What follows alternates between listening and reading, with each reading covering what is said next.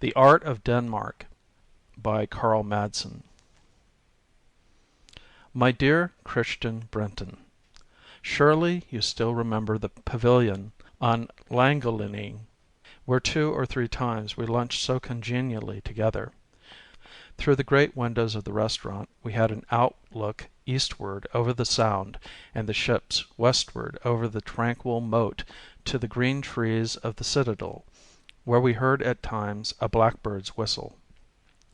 In the restaurant, near the entrance, sat loyal German tourists with beer mugs and souvenir postcards. At other tables my countrymen were laughing at their own jokes.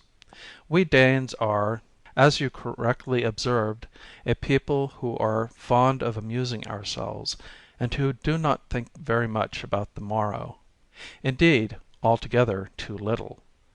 Sometimes, however, on beautiful summer evenings, you will meet people here who, silent and dreaming, gaze out over the sea.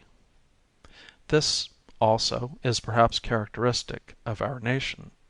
We have grown up with Andersen's fairy tales, and have had other good authors with whom you are doubtless familiar.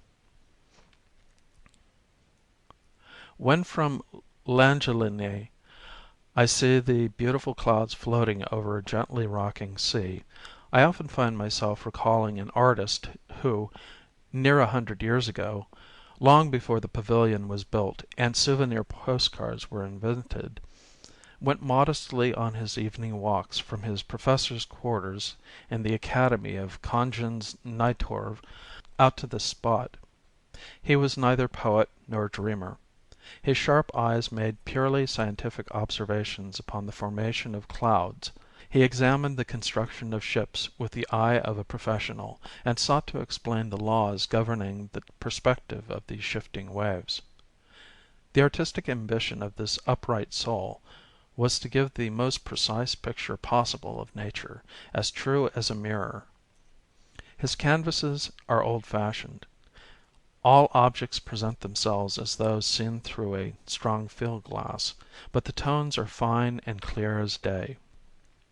When I now look from Llangollen out across the sea, Danish painting in later years does not seem to have produced works that in striking fidelity to nature surpass those of Eckersberg. And over there, in the citadel, behind the tranquil moat, his pupil Köbke had his home.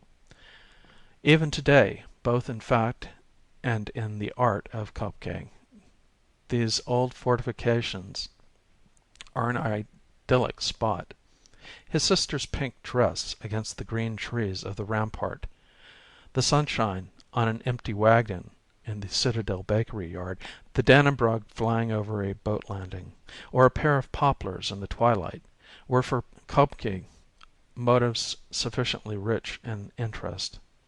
You, dear Mr. Brenton, at once understood how to value his pictures from these realms of peace, his portraits of relatives, friends, and plain townsfolk. They are as modest and unpretentious as the violets on the Citadel terrace. When Marstrand, Köbke's contemporary and fellow pupil Imder Eckersberg, walked here on Llangollen, he looked, I fancy, with greater interest upon the promenaders than on the sea and the citadel. Here he must have met young girls, whose graceful necks, blushing cheeks, and bright eyes reminded him of the beautiful women of Rome, unforgettable memories of his youthful student days.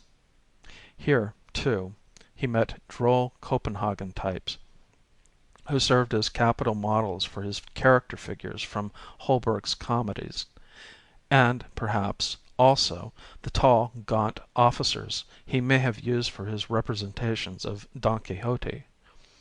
Marstrand, the most richly endowed and many-sided of our older painters, had himself the noble knight's thirst for lofty deeds. His sketches and drawings show a vast range of happy inspiration, but when he had to carry out his work according to the demands of the time, evil and invincible forces paralyzed his hand. The coloring became crude, the form characterless, the features rigid, and life itself had departed. During this entire period, exact execution was regarded as the hallmark of respectable painting. In all of our art, from Eckersberg down, this was held in highest honor. It was the flowering time of the so-called national art. Poets had sung the praises of the fatherland, and an eloquent critic pointed out the importance of purely native themes. Landscape painters sought to epitomize the peculiar beauty of Danish nature. Genre painters glorified the Danish peasantry. Art, they held, should be Danish in form as well as content, and borrow nothing from other nations. In our separation from the world many virtues flourished, but also many vices. For of course men ought to strive to be themselves. Yet, as Henrik Ibsen says, only the devil is self-sufficient. And so, when Danish painting came to be exhibited at the World's Exposition at Paris in 1878, it made such a sorry showing that an old Danish artist seriously believed that the canvases were covered with dust, which had been overlooked in cleaning. It stuck so tight and so thick that they seemed lustreless, poor in color, and strangely antiquated. For this reason several young Danish painters went to school in Paris, and in due course brought home new conceptions of the aim of painting. Later, other Danish artists, when they had opportunity, have looked about in the world, though it cannot be said that they have learned overmuch from foreign art. We are a little nation, and our national independence is for us the most precious quality we possess.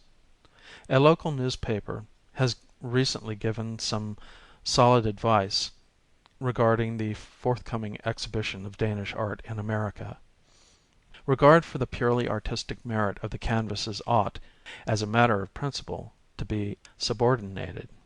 It is far more important that the pictures bear the familiar national stamp.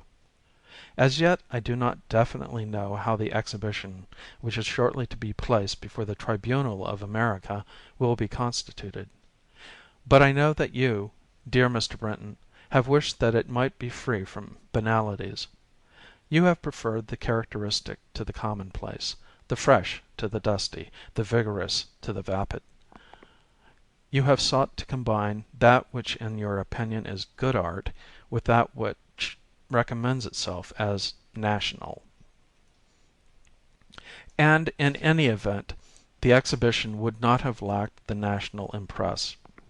This factor does not depend upon a peculiar manner of treatment or style of painting. Tiepolo is just as Italian as Botticelli. Nor does the national note depend upon subject. Every good artist expresses his nationality in new forms. The invited painters are all legitimate children of their land, and many of them have inherited some of their best qualities from those same artists who, beside the Sound and in the Citadel, founded the Danish school of painting.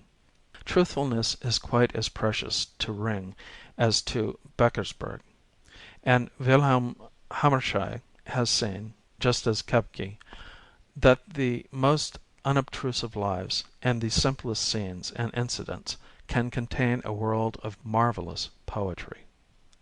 But the individual characterization of these painters I resign to you, my dear Mr. Brinton. You have studied our art with a sympathetic interest and understanding for which I offer you my heartfelt thanks. Yours sincerely, Carl Madsen.